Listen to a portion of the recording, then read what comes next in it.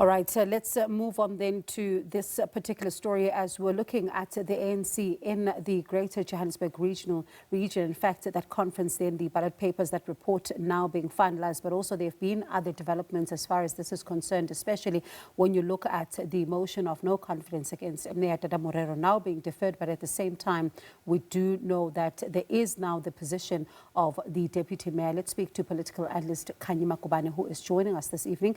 Khanyi, good evening to you and thank you so much for your time. The motion against Mayor Dada Morero being deferred while there is now the position of a Deputy Mayor. In the lead up to this, there were calls for the Mayor to step down and a series of meetings and also some unhappiness within some smaller parties. What's going on?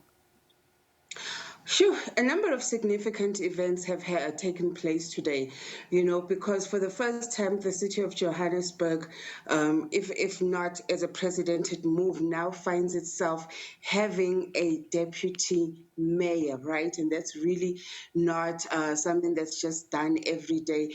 And we can just trace the steps in terms of why this is happening. And the name, of course, is Loyiso Masuku. Of course, she's the new leader of the ANC in the city of Johannesburg, and she wants the power that comes with the position. Unfortunately, Dada doesn't want to move.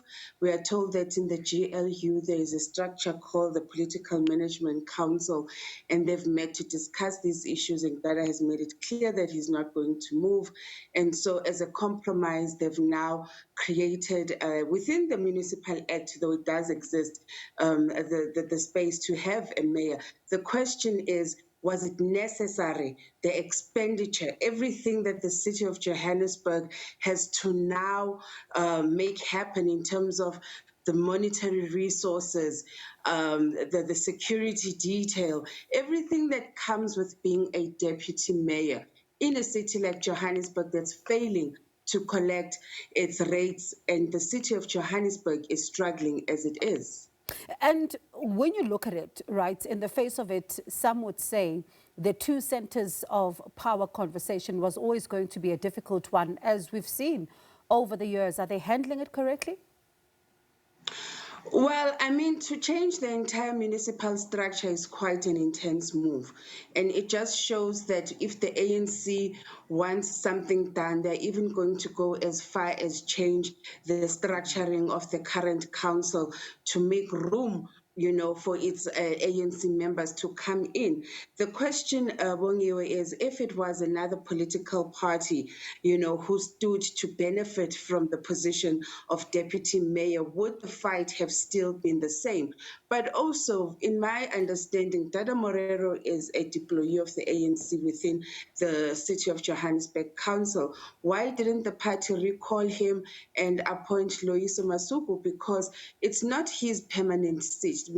People have not voted for Dada. They've voted for ANC, and he's the ANC's choice. So my question is, why do we need this position? And when you look at the Mail and Guardian, you add another dynamic into the mix. It's reporting that Helen Zille may come in a lot more sooner than a lot of people were expecting. Let's talk about that dynamic and what is to happen within council if she were to now be there just a little bit more earlier than anticipated. Well, I think what we're about to see, if she does enter the fray much earlier than anticipated, is that she's going to shake things up in the council, and she's going to ensure that by the time the local government elections come around, she's made her presence felt.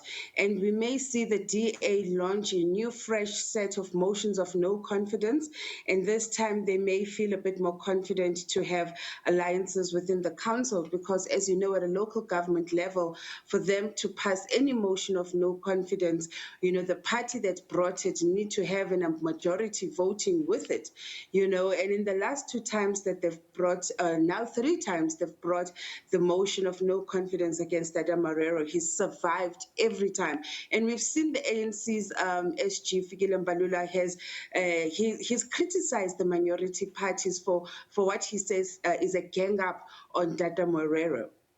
And of course, still a lot more conversations, especially when you look at what's to happen now, even with the minority parties themselves. How then do they begin to also find their expression? I appreciate your time as always. Thank you so much for talking to us, political analyst Khanyi Magubane.